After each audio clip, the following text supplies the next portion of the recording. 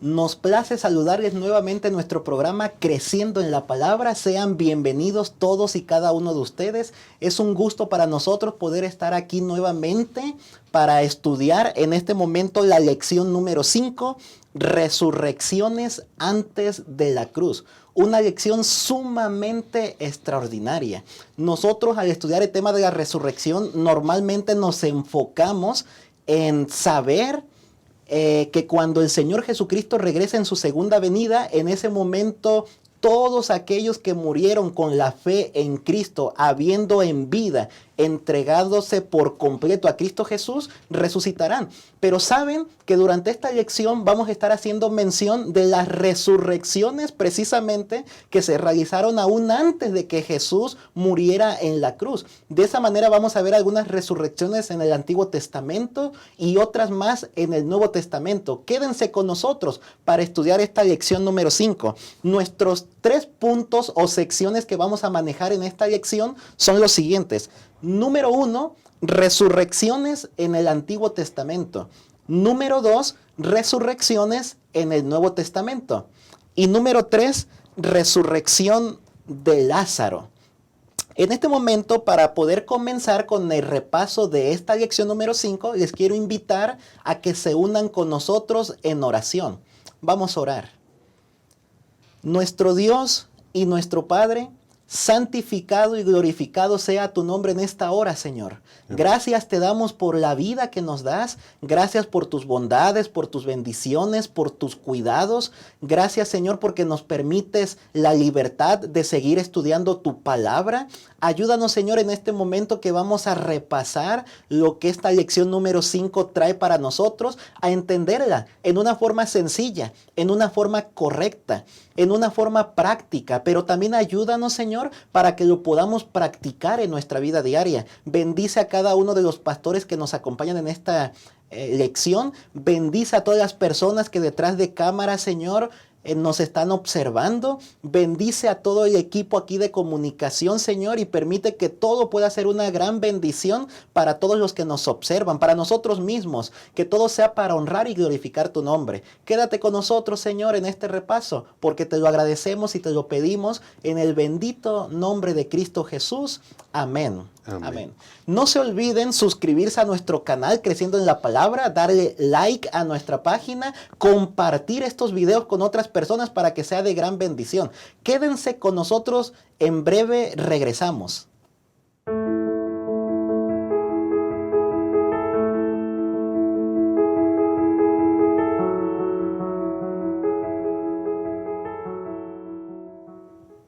Gracias por continuar con nosotros en Creciendo en la Palabra. En este momento estamos estudiando la lección número 5, Resurrecciones antes de la cruz. La sección número 1 que vamos a analizar en los siguientes minutos tiene que ver con resurrecciones en el Antiguo Testamento. Y para analizar esta lección nos acompañan el pastor Jesús Villanueva desde el distrito de Aragón. Bienvenido, pastor. Muchas gracias, pastor. Un saludo a todos los que nos están viendo detrás de pantalla y pues es un placer estar aquí con ustedes en esta oportunidad. Muchas gracias, Pastor Jesús, por aceptar esta invitación. También nos acompaña y está aquí con nosotros el pastor Antonio Bailón desde el distrito de Las Flores. Bienvenido, pastor. Gracias, pastor, y saludos, ¿verdad?, al distrito de Las Flores, a toda la Asociación Metropolitana. Dios les bendiga. Y pues bueno, esperamos gozarnos, ¿verdad?, en esta lección, sin duda, Pastor Marván, que será de bendición para todos, ¿verdad? Amén, amén. De paso, también saludamos a todos los que nos acompañan viéndonos desde el interior de nuestra Ciudad de México, de nuestra República Mexicana y de otros países que también fielmente nos acompañan semana tras semana. Queremos escucharlos también, queremos leerlos. Pónganos sus comentarios también de lo que estaremos comentando durante este repaso ahí en la caja de chat. Y para comenzar con el repaso pues de esta lección, comenzaremos con la siguiente pregunta. Pastor Brian, nosotros podemos encontrar que aún antes de que Jesús muriera en la cruz, aún antes de que Jesús regresara en su segunda venida, en el Antiguo Testamento ya hay evidencia. Hay algunos casos de personas que resucitaron. Y entonces yo preguntaría, ¿hay evidencia en la Biblia acerca de la resurrección de Moisés? Y esto de alguna forma nos arroja luz acerca del tema del alma y del cuerpo. Claro que sí, gracias Pastor Marván. Pues bueno, justamente a lo mejor en nuestro concepto de qué es resurrección, ¿no?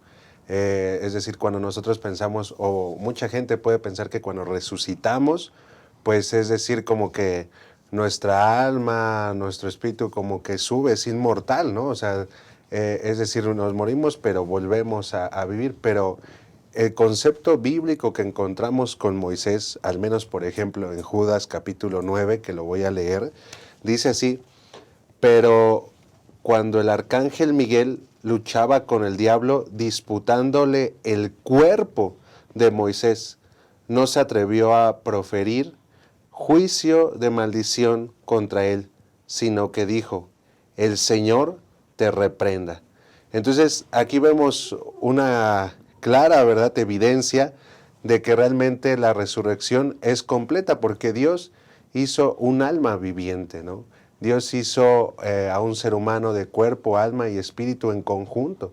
Entonces vemos aquí que el ángel, y bueno, propiamente en la lección nos habla que es Cristo mismo el que baja por Moisés. Y entonces Él lo lleva, lo resucita, y bueno, aquí encontramos la primera resurrección o la primera evidencia de resurrección que se encuentra en Moisés, Pastor Marván. Muy bien, gracias Pastor Brian por esta explicación. Además de Judas, que es clave para entender justamente cómo la Biblia presenta la resurrección de Moisés, pero su cuerpo completo, como lo ha explicado nuestro Pastor Bailón, también encontramos evidencia, como la lección lo sugería, en el Evangelio de Lucas. El Evangelio de Lucas, capítulo 9, versículos 30 y 31. Y aquí nos hace referencia justamente cuando en el monte de la transfiguración Jesús puede estar interactuando, ¿verdad?, físicamente con dos personajes del Antiguo Testamento. Uno de ellos era justamente el profeta Elías y el otro era Moisés. Dado que ya habían pasado varios siglos desde que estos dos personajes habitaron, ¿verdad?, en aquella región del antiguo cercano oriente, incluso Elías nunca toca el sepulcro porque dice la palabra de Dios que es llevado justamente al cielo, pero Moisés sí, Moisés había muerto. Moisés dice el quinto libro de la Biblia, Deuteronomio, que Dios mismo cavó su sepultura, Dios mismo lo depositó ahí y que no había ningún hombre que supiera en dónde estaba justamente su sepulcro. Pero cuando Jesús va al monte de la transfiguración, lo vemos que interactúa también con Moisés. Aquí hay una clara alusión, pastores y hermanos que nos están escuchando, nos están viendo, de que esta resurrección mencionada en la Biblia no es únicamente del espíritu o del alma. De hecho, esto no podría ser así porque Elías ni siquiera estaba muerto. Él había sido llevado así vivo al cielo para estar con Dios, y en ese momento él aparece justamente en ese monte. Así como lo evidenciaba en la carta de Judas, el pastor Brian justamente habla y menciona la palabra cuerpo cuando se refiere a Moisés, de tal manera que hay evidencia bíblica, por lo menos en estos dos pasajes diferentes, acerca de la resurrección de Moisés, este gran hombre que liberó, ¿verdad?, con la mano de Dios al pueblo de Israel, que este personaje resucita, pero resucita completo, resucita con cuerpo, resucita de manera literal para poder estar presente en ese momento en el monte de la transfiguración. Muchas gracias, pastores. Efectivamente, hermanos, como hemos estado estudiando durante este trimestre, ustedes saben que hay personas, posiblemente algunos de los que nos está observando, que consideran que cuando una persona muere, el cuerpo muere, pero de pronto el alma la creen como algo inmortal que se queda por allí vagando. Pero al menos en esta parte, con la historia de Moisés, nosotros podemos darnos cuenta que en realidad, si el cuerpo de Moisés murió y el alma por ahí estuviera en algún lugar, pues no le hubiera tomado la molestia a Jesús venir y resucitar a Moisés. Únicamente hubiera tomado su alma, si así existiera, desde donde se encontraba el alma, y se lo hubiera llevado. Pero esto no es así, porque en realidad cuando la Escritura menciona alma se refiere al cuerpo completo. Cuando muere el cuerpo, muere todo nuestro ser. De tal manera que el Señor Jesús resucitó a Moisés con propósitos específicos. Me gusta cómo lo menciona Patriarcas y Profetas, página 511 y 512. Dice, pero Moisés no permaneció mucho tiempo en la tumba. Cristo mismo, acompañado por los ángeles que enterraron a Moisés, descendió del cielo para llamar al santo que dormía. Por primera vez, Cristo iba a dar vida a uno de los muertos. Qué interesante que Moisés, podríamos decir, aparece como el primer ser resucitado por el Señor Jesucristo. Lo que se dejaría ver siglos más adelante, cuando finalmente el Señor Jesús muriera, resucitara él mismo y entonces después regresara en su segunda venida. Pero además de esta resurrección de Moisés, Pastor Brian, Pastor Jesús, también tenemos otras resurrecciones más.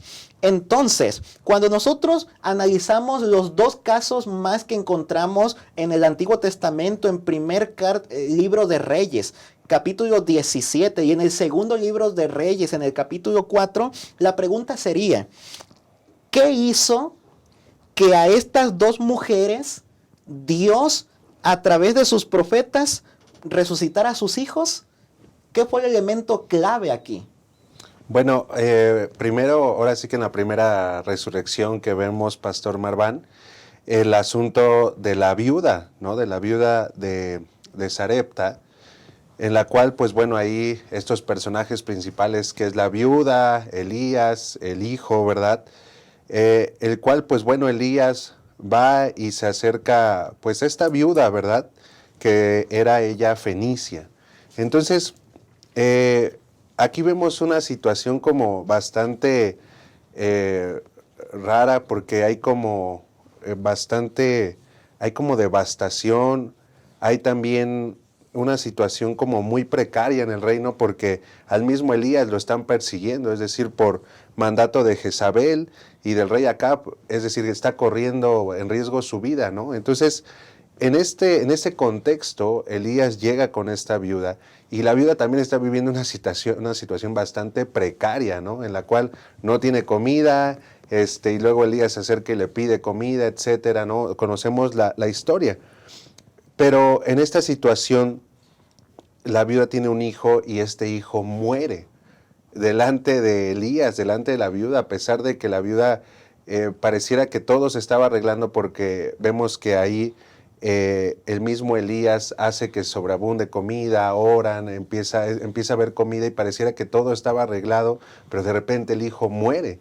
Entonces es interesante, porque la viuda había visto cómo es que cuando llegó Elías, la comida empezó como a abundar un poco más, es decir, no murieron porque la viuda creía que era lo último que tenían y morían, sino que cuando llegó Elías, esto empezó a abundar un poco más. Entonces, esta fe que empezó a ver, dijo, oye, este es el profeta de Dios.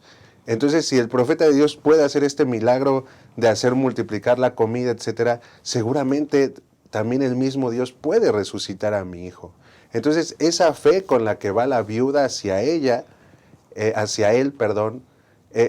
esa fe la que finalmente hace que el hijo se salve, ¿no? Que el hijo resucite. Y es otra de las evidencias que tenemos de las resurrecciones en el Antiguo Testamento, ¿no? Gracias, pastor. Justamente estos dos casos que se mencionan juntos, ¿verdad?, en la lección, nos dejan varias lecciones, tenemos varios aprendizajes y varios aspectos que podemos traer a nuestra realidad todavía. El primero que salta a la vista casi de manera inmediata cuando estamos leyendo estos relatos es la fe. La fe que en los diferentes momentos, tanto con el profeta Elías como con el profeta Eliseo, las diferentes madres de estos niños tuvieron. Como bien lo decía nuestro pastor, hay una convicción por lo que ya se había visto, por lo que ya se había escuchado, por lo que ellas mismas habían dimensionado al poder interactuar con el profeta de Dios, sabían a dónde acudir, sabían en qué dirección ellas podían pedir un milagro y sabían que el Dios de Israel, representado por esos profetas, tenía el poder incluso de levantar a sus hijos de la muerte. El otro aspecto a resaltar, aparte de la fe de estas madres, es que ninguna de ellas pertenecía al pueblo de Dios. Esto es bastante interesante porque aún en tiempos del Nuevo Testamento había una idea popular entre la gente que eran herederos de Abraham, que eran herederos de las promesas, que ellos iban a heredar la vida, iban a heredar el reino, pero había una especie de desprestigio, hacían menos a las personas que no pertenecían al pueblo de Dios. Y en el Antiguo Testamento no era de manera diferente. Sin embargo, el Señor tuvo misericordia mediante estos dos profetas, levantar de entre los muertos a los niños, a los hijos de estas mujeres ajenas al pueblo de Israel. Esto llama la atención porque el deseado de todas las gentes en el capítulo 70 justamente menciona que en aquel día, hablando del día final, hablando del juicio final, se levantarán muertos de entre las naciones paganas y resucitarán y se levantarán para vida, porque debemos comprender que el amor de Dios, que la salvación ofrecida es tan ancha como el ancho mar y Él la extiende a todo aquel que crea, como estas dos madres, que es capaz de resucitar y que es capaz de vencer aún a la muerte. En la parte final de esta sección quisiera leer para ustedes un breve renglón que me llamó la atención. De manera textual dice: cuando los dos niños murieron, sus fieles madres apelaron a estos profetas de Dios y tuvieron el gozo de ver a sus hijos resucitar. Esta misma convicción y esperanza que esas madres tuvieron, la podemos tener también nosotros, que incluso previo a la crucifixión de Cristo, ya había ese poder en la gloria de Dios para resucitar de entre los muertos, y con mucha mayor razón ahora que tenemos la evidencia de que nuestro Señor Jesucristo murió y resucitó también. Muchas gracias, pastores, Pastor Jesús, Pastor Brian. Efectivamente, qué historias tan más extraordinarias. Podemos ver cómo en una de ellas, esta mujer que estaban viviendo una sequía, tenían poca economía, no tenían qué comer, y Dios atento a las necesidades de ellos. Podemos ver en otra parte también otra historia de una mujer destacada, importante. Construyeron un aposento para el profeta en turno de ese tiempo, el profeta Eliseo. Y entonces, por un lado, Dios observa las necesidades de las personas desválidas, que necesitan, que tienen falta de recursos, falta de alimento. Por otro lado, Dios también está atento a las personas que posiblemente tienen economía, pero que también tienen vacíos en sus corazones. Ustedes saben que todos como seres humanos estamos creados física, mental, socialmente y espiritualmente también. Necesitamos de nuestro Dios. Y nuestro Dios es tan bueno que observa nuestras necesidades. Estas mujeres pues tenían trasfondos diferentes, pero tenían la misma fe que salva. Se acercaron a la persona correcta, en este caso al portavoz de Dios, quien era el profeta. Por un lado el profeta Elías, el profeta Eliseo por el otro lado. Oraron a Dios con la fe que salva, y Dios, que es tan bueno, escuchó sus oraciones y contestó sus plegarias. Es cierto. Posiblemente algunos de ustedes pensarán, pero tantas otras historias de personas que murieron y no sucedió este milagro extraordinario como con estas dos mujeres. Pero saben que para esos otros que todavía no han resucitado, hay buenas nuevas que vamos a ver a continuación en las siguientes secciones. Quédense con nosotros aquí en Creciendo en la Palabra para estudiar nuestra segunda sección de este estudio. En breve regresamos.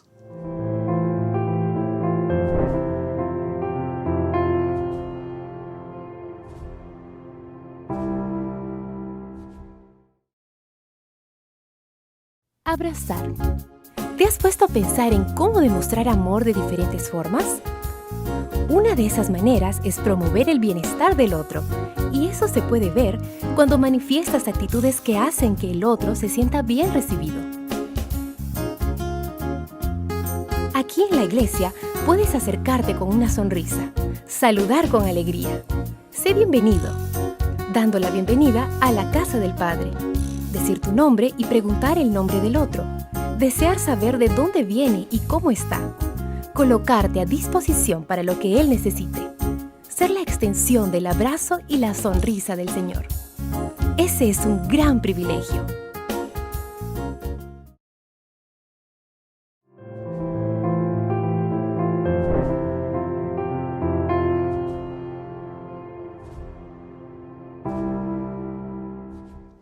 Gracias por continuar con nosotros en nuestro programa Creciendo en la Palabra. En este momento estamos examinando la lección número 5, Resurrecciones antes de la cruz. Y en esta lección estamos iniciando o estamos por iniciar la segunda parte, segundo tópico, que tiene que ver con resurrecciones en el Nuevo Testamento. Hemos ya visto algunas resurrecciones que se dieron en el Antiguo Testamento y en este momento queremos enfocarnos en otras resurrecciones más que encontramos en el Nuevo Testamento.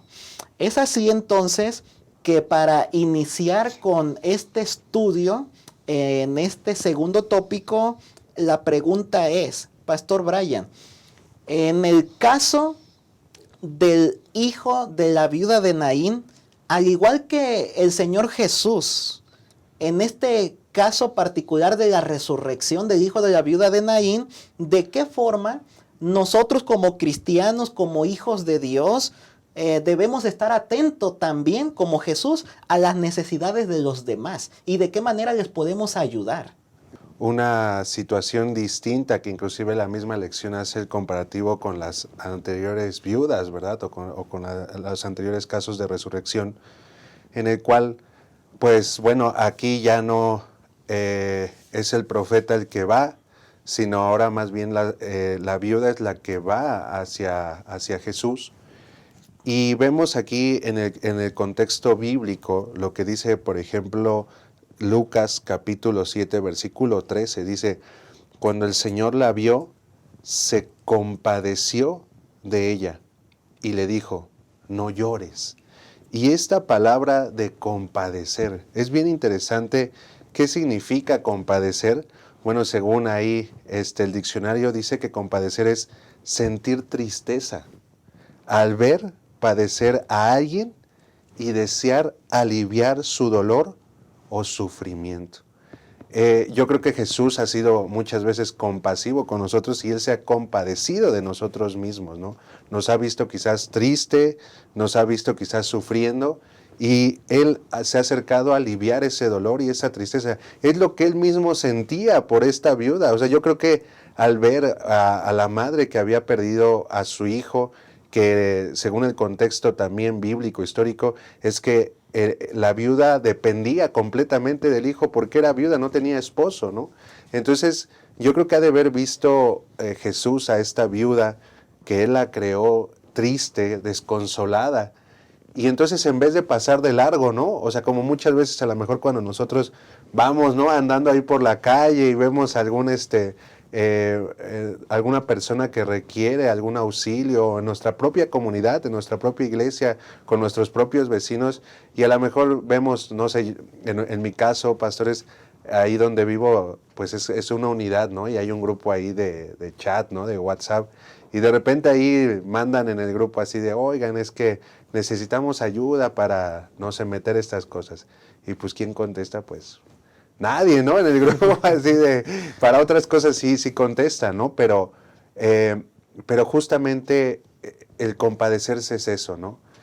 Sentir esa tristeza y tratar de aliviar ese dolor a la persona. Entonces Jesús, por eso le dijo a la viuda, no llores, ¿no? No llores, y la ayudó. Entonces eso es lo que debemos de hacer como hermanos en la iglesia. Es decir, si hay algún hermano sufriendo en la iglesia que a lo mejor ha perdido a algún ser querido, a lo mejor está padeciendo hambre, a lo mejor requiere de alguna despensa y de repente en los grupos de WhatsApp, ahí en la iglesia, hermanos, requerimos de una despensa porque la hermana no tiene o el hermano no tiene, no es hacer caso omiso, así como si no nos estuvieran hablando, ¿no? Sino que es tomar la actitud de Jesús que tomó con la viuda, que fue acercarse a ella y tratar de aliviar ese dolor, ese sufrimiento que ella sentía en su corazón por haber perdido a su hijo.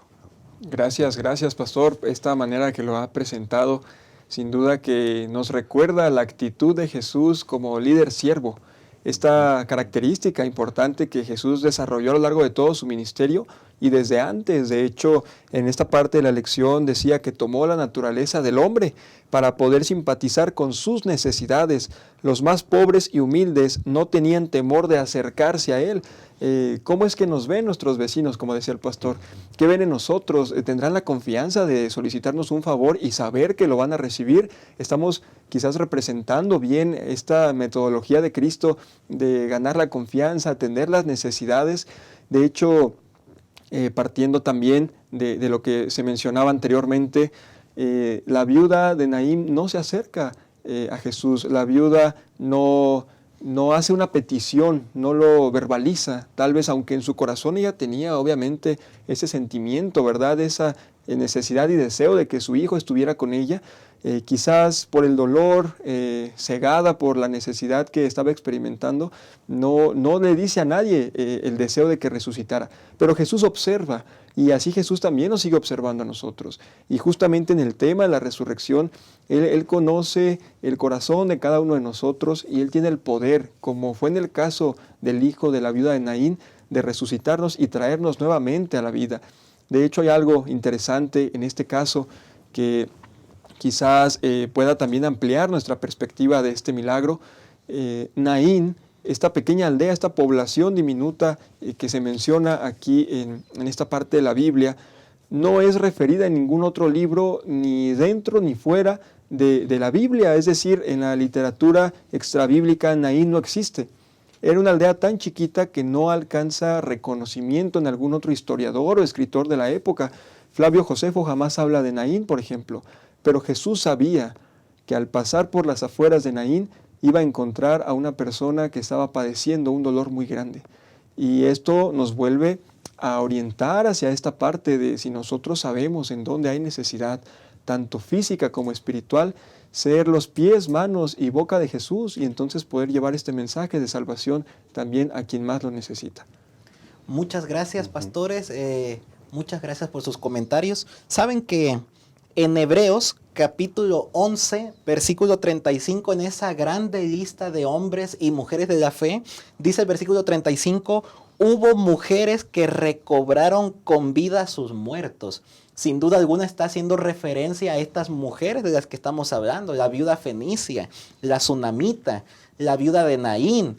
Y qué interesante que Dios no hace acepción de personas. Algunos podrían decir, los hombres, ¿qué? ¿No? Únicamente Dios está haciendo milagros con las mujeres. Pero a continuación vamos a ver una historia de la hija de Jairo, donde Dios, sin acepción de personas, Dios en realidad conoce todas nuestras necesidades, observa nuestras aflicciones y Dios está presto para ayudarnos.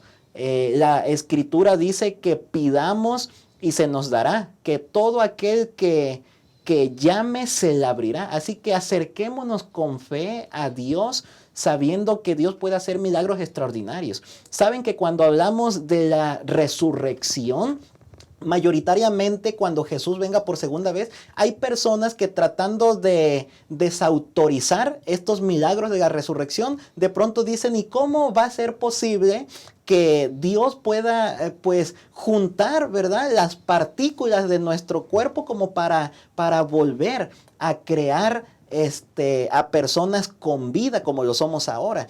Estas historias en realidad nos están ayudando a entender lo que tiene que ver con el tema acerca de la muerte. Y hablando acerca de la historia de la hija de Jairo, Pastor Brian, ¿por qué la muerte no es definitiva, absoluta e irreversible? Al mismo tiempo, ¿por qué es importante saber la verdad sobre la muerte como un sueño? Gracias, Pastor Marván. Sí, sin duda, bueno, como comentaba acá, bueno, ya hemos, como que todos en este caso han sido varones, ¿no?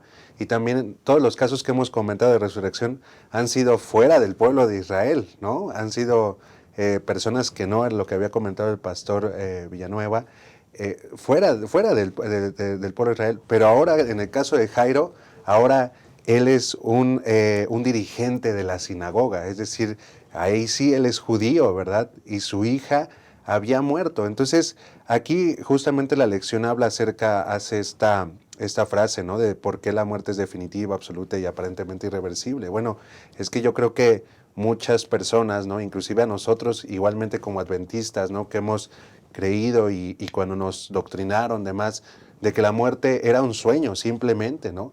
Y bueno, esto nos da mucha esperanza a nosotros mismos porque decimos, bueno, porque creo que todos hemos pensado en nuestra muerte. Bueno, yo espero, ¿verdad? Yo he pensado alguna vez en mi muerte, y al igual siempre nos ha causado a lo mejor temor o terror, o cómo voy a morir, o qué va a pasar cuando me muera, ¿no? Pero cuando nosotros leemos la verdad, leemos que uno no se muere, sino que se duerme y espera la resurrección, esto nos da esperanza a nosotros mismos, ¿no? Pero ¿qué hay cuando muere un pariente cercano a nosotros mismos? Esta realidad de que la persona no está muerta, sino que está dormida, aparentemente cuesta trabajo digerirla, ¿no? Porque esa persona está, pues se podría decir, sin respirar, ya no la vamos a ver al día siguiente, es decir, y pronto, en algún momento, pues la vamos a enterrar, o está en un lugar, digamos, en la tierra, ¿no? Pero justamente esta situación de que realmente esa persona no está muerta, está dormida. Así como cuando nosotros nos dormimos, así está esa persona y así experimenta ella la muerte. Realmente ya no sabe qué está pasando alrededor, ni mucho menos. Entonces, esta situación, por ejemplo, de la hija de Jairo, es que él se acerca a Jesús, ¿no? Para decir, o sea, en un acto desesperado, ¿no? O sea, yo creo que Jairo conocía la verdad, esta situación de que, porque Jairo era, o sea, yo creo que estaba en la sinagoga y había escuchado muchas situaciones de qué era la muerte, ¿no? Pero aquí está en un acto desesperado de que reviva su hija, ¿no? De que Jesús haga algo y su hija que se está muriendo sea sanada, sea resucitada. Pero entonces Jairo está en eso cuando le llega la noticia de, ¿sabes qué? Tu hija ha muerto, ¿no? Entonces Jesús otra vez se compadece de él, ¿no? Y le dice, o sea, tu hija no está muerta, está dormida, ¿no? Y eso es una expresión muy buena de que nosotros debemos de confiar en Jesús, en que aquellos que están muertos no están muertos, están dormidos. Y el día en que Jesús venga, serán resucitados. Y eso es una gran esperanza, ¿no? Esa es una gran esperanza. Y por eso es que la muerte no es definitiva, no tiene la última palabra, no es absoluta. Y se podría decir, es irreversible, es irreversible. ¿Por qué? Porque cuando Jesús venga, pues la muerte no va a existir, ¿no? Ese enemigo será vencido en su totalidad y ya no va a haber más muerte. Entonces, aquí con Jairo vemos justamente esa ejemplificación de lo porvenir, ¿no? Así es, gracias, pastor.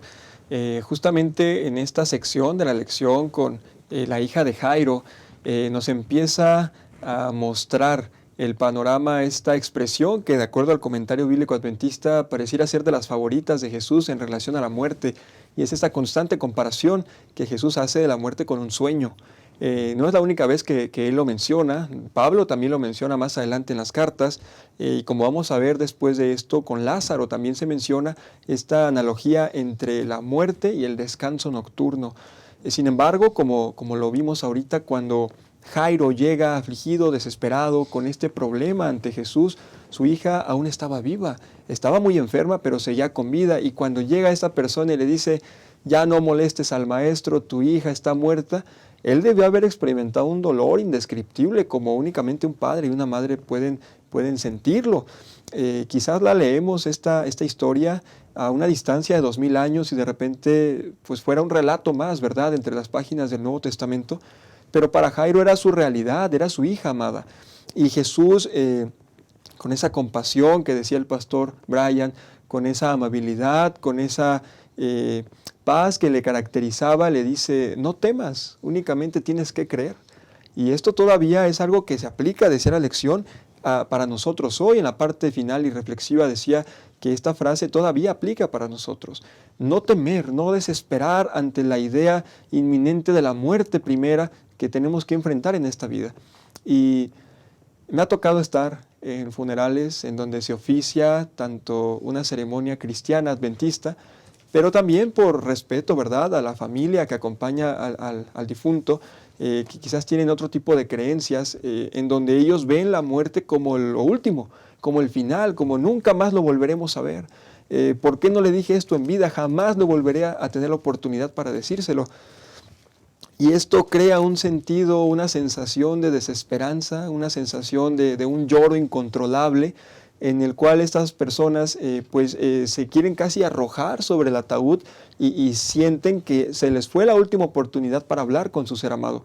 En contraparte, el servicio cristiano adventista, por la verdad bíblica comprendida, pues pareciera ser un poco más esperanzador. Hay llanto, por supuesto, hay dolor natural por la pérdida del familiar, pero sabemos que le volveremos a ver, sabemos que le podremos volver a abrazar cuando Jesús vuelva, y entonces, dice Pablo, los muertos resucitarán primero. Así que creo que esta parte de la esperanza en que la muerte es únicamente un sueño, literalmente es un parteaguas en la manera en cómo enfrentamos la muerte.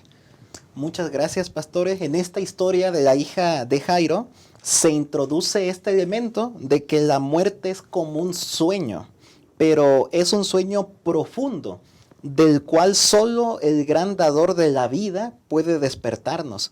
Como dice Apocalipsis 1:18, la última parte, hablando de Jesús, quien tiene las llaves de la muerte y del sepulcro. Como ya mencionaba el pastor Jesús en 1 Tesalonicenses 4:16, únicamente cuando el Señor Jesús venga con voz de mando, con voz de arcángel, con trompeta de Dios, y los muertos en Cristo resucitan primero. Más adelante también uno de los últimos capítulos de la Biblia, Apocalipsis 21:4, menciona: entonces enjugará Dios toda lágrima de los ojos de ellos, y ya no habrá más muerte, ni habrá más llanto, ni clamor, ni dolor, porque las primeras cosas habrán pasado. Estas historias que hemos visto hasta este momento nos presentan que en realidad nuestro Dios es un Dios todopoderoso, que Jesús que se encarnó es Dios quien tiene la capacidad, el poder, la autoridad para poder resucitarnos.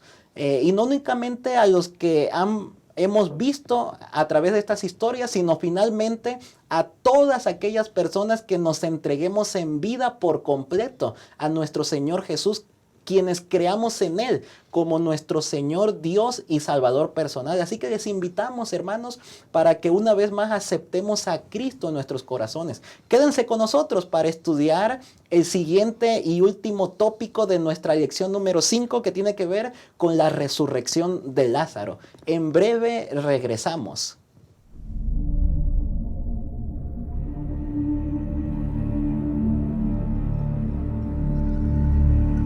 Guerra, hambre, crisis económica, enfermedad, COVID-19, obscuridad.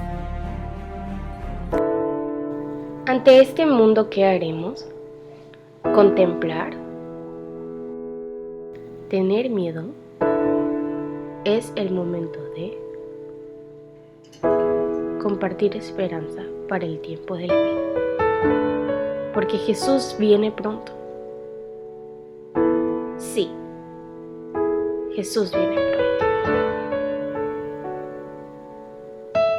La obra de Dios en esta tierra nunca podrá ser terminada hasta que los hombres y mujeres que constituyen la feligresía de nuestra iglesia se alisten para trabajar y unan sus esfuerzos con los de los ministros y líderes de la iglesia.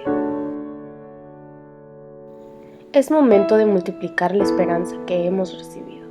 Involúcrate. Forma una casa de esperanza. Identifica tu red de amigos, familia, compañeros de trabajo e invítalos a tu casa de esperanza. Multiplica la esperanza. Ve, enseña, bautiza y haz discípulos. Recuerda que multiplicar casas de esperanza es multiplicar esperanza. La formación de grupos pequeños como base de esfuerzo cristiano es un plan que ha sido presentado ante mí por aquel que no puede equivocarse. Si hay un gran número de hermanos en la iglesia, organícense en grupos pequeños. Intégrate. Únete a un escuadrón de oración y así obtendrán intereses que puedan ser parte de tu casa de esperanza. Es el momento de expandir el reino de Cristo Jesús. Únete y participa del gran plan de evangelismo Esperanza para el tiempo del fin. Somos llamados para compartir un mensaje urgente. Bienvenidos al realizamiento del plan de evangelismo. Esperanza para el tiempo del fin. Muchas gracias por continuar con nosotros aquí en su programa Creciendo en la Palabra. Estamos analizando lección número 5, resurrecciones antes de la cruz. El tercer tópico que vamos a analizar en los siguientes minutos tiene que ver con la resurrección de Lázaro. Esta es una resurrección un tanto diferente a algunas resurrecciones que ya hemos visto y comentado en los casos anteriores. Así que, Pastor Brian, la pregunta sería: ¿en qué se diferencia la resurrección de Lázaro de las resurrecciones que ya hemos comentado en los minutos anteriores? Gracias, Pastor Marván. Bueno, pues aquí hay mucha diferencia, ¿verdad?, en las otras, aunque pues la misma fe. Aquí también vemos que Lázaro es un amigo cercano de Jesús, ¿no? Inclusive hasta casi como familiar de Jesús. Y es interesante, pero aquí pareciera que Jesús planea todo, ¿no? O sea, planea todo como para decirle a las personas que Él tiene autoridad sobre la muerte, ¿no? Porque si en los otros casos a lo mejor eran hijos, hijas que recién acababan de morir y cualquiera podría decir, pues a lo mejor no estaban muertos, se desmayaron, alguna situación ahí, o sea, podría haber, pero aquí vemos que en Lázaro, él ya, el cuerpo ya hasta olía mal, se estaba pudriendo el cuerpo, ¿no? Y allá no tenía, bueno, en ese tiempo no tenían tantos, la ciencia no había avanzado tanto sobre el asunto de los químicos para que el cuerpo pues no oliera mal. Hoy vemos, a lo mejor vamos a algún sepelio, vemos a la persona que está durmiendo, ¿no? Y a lo mejor podemos ver, pues no huele mal, o sea, se ve hasta casi un poco, hasta como viva la persona, ¿no? Pero allá no, era un tiempo completamente diferente, olía mal, las otras personas, o sea, habían testificado de esa situación. Era evidente que Lázaro no solamente estaba muerto, sino que llevaba varios días muerto. Y en ese contexto, o sea, Jesús deja ver su poder, como decía la lección, o sea, se glorifica ahí Jesús, porque levanta a Lázaro de un estado de muerte, o sea, ya evidente, ¿no? Evidente. Entonces, Lázaro se levanta y las personas, bueno, glorifican obviamente al Señor. Y es ahí esas diferencias que vemos en las otras resurrecciones, ¿no? Entonces, pues damos gloria a Dios por eso, porque Jesús puede hacer lo imposible posible, ¿no? Así es, qué buena manera de verbalizarlo, pastor, para nuestro Señor. No hay cosa, incluida la muerte, que no tenga solución, que no tenga un remedio. Y como una especie de anticipo a la realidad y a la gran promesa que se nos ha dado de que resucitaremos en el día postrero, de que aquellos que nos toque bajar al descanso, a nuestros familiares que ya duermen en el Señor, se les levantará de entre los muertos. Aquí justamente Lázaro cumple con esta característica de un tiempo que ya había transcurrido desde su muerte hasta el momento en el que es levantado nuevamente. Hay algo interesante que Jesús declara desde que se le notifica que Lázaro estaba muy enfermo. Dice la palabra de Dios en el Evangelio de Juan, capítulo 11, versículo 4. Al oírlo, Jesús dijo: esta enfermedad no es para muerte, sino para la gloria de Dios, para que el Hijo de Dios sea glorificado por ella. Y es que justamente en este relato, en este escenario en el cual se desenvuelven los acontecimientos de la resurrección de Lázaro, él empieza y continúa hablando de la muerte como un sueño. Muchos de ellos, lo dice el mismo pasaje a partir del versículo 11 y 12, que los que lo escucharon dijeron, bueno, pues si entonces está dormido, él va a sanar. Ellos creían que Jesús, al hablar del sueño, al hablar de este descanso, hablaba del sueño nocturno, pero Jesús hablaba directamente de la muerte como algo que él podía cambiar. Y cuando finalmente muere, está esta expresión desgarradora que más de uno de nosotros quizás hemos experimentado o dicho en su momento, de Señor, si tú hubieras estado aquí, no habría muerto mi hermano. Y creo que Hay diferentes familias que nos están viendo en este momento que ya han experimentado la pérdida de un familiar directo, de un padre, de una madre o de un hijo. Y muchas veces ese pensamiento puede embargarnos, ¿no? ¿Por qué? ¿Por qué lo permite, Señor? Sin embargo, ante este testimonio vemos que para Jesús no hay imposibles, como decía el pastor Brian. Jesús levanta de la misma muerte a aquellos que han descansado en Él. De hecho, en Juan 11:25 dice, Jesús respondió, yo soy la resurrección y la vida. El que cree en mí, aunque muera, vivirá. Muchas gracias, Pastor Jesús, Pastor Brian. Qué interesante. Quisiera en este momento resaltar 2 puntos importantes. Número 1, tanto en la historia de Lázaro, sobre todo en la historia de Lázaro, como en las historias que hemos visto anteriores de personas que por el poder de Dios fueron resucitadas. Qué interesante que ninguna de ellas habló como si hubiera visto algo cuando murió. De hecho, en la historia de Lázaro, el deseo de todas las gentes, menciona que había personas que llegaban a visitar a Lázaro como para tratar de escuchar algo así como historias de ultratumba. Pero Lázaro no les comentaba nada porque la Biblia es clara y categórica ahí. El muerto nada sabe. De tal manera que miren, hasta este momento nosotros ya en 5 lecciones que llevamos estudiando durante este trimestre hemos aprendido bastante en cuanto a este tema. Bien podríamos entonces preguntarnos para meditar cada uno de nosotros, ¿cuánto has aprendido hasta ahora sobre el estado de los muertos? Número 2, como ya se mencionó también, en este momento en la historia de Lázaro y en las historias anteriores, Jesús está demostrando su autoridad. Jesús está demostrando su poder. Jesús está demostrando un anticipo que así como lo va a hacer en el tiempo final con todos los justos que se entregaron en vida a Cristo Jesús, lo está haciendo desde ahora como un anticipo para que los que vieron y nosotros hoy día que estamos leyendo esos registros inspirados bíblicos, podamos creer que en Jesús hay poder, no únicamente para esta vida, sino también para la venidera.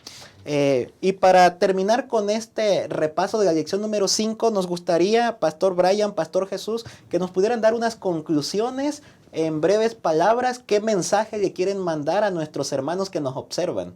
Gracias, Pastor Marván. Bueno, pues yo me quedo justamente con esta compasión de Jesús que tiene al ver nuestro sufrimiento, ¿no? Que Él no es ajeno. Él, si usted ha perdido a un pariente, a un ser querido, Él no es ajeno a su dolor, a su sufrimiento. Él se va a compadecer de usted. Si usted está sufriendo en este momento, Él se acerca a aliviar, porque Él se acercó a aliviar a cada uno de esas personas, estos personajes que acabamos de ver, que sufrían en su corazón. Yo creo que ha de ser un sufrimiento muy fuerte, muy personal, cuando alguien pierde a una persona. Y entonces en ese sufrimiento profundo Jesús se acercó a abrazar ese corazón, a darle calor, y todavía va más allá, haciéndonos la promesa de que muy probablemente cuando venga Jesús, esa persona que vimos en algún momento en el sepulcro va a resucitar de entre los muertos. Así que confíe en Jesús, ve hacia adelante, alce su vista y confíe que Jesús va a venir muy pronto por nosotros. Amén. Amén. Yo me quedo, mis queridos hermanos, pastores, con esta esperanza bienaventurada que Cristo nos ha hecho y que ya era conocida desde los días del primer siglo de nuestra era. En San Juan 11:26 dice Jesús, todo el que vive y cree en mí no morirá para siempre. Y entonces lanza una pregunta, ¿crees esto? Y todavía esa pregunta es válida para nuestros días. ¿Podemos creer esto, mis hermanos?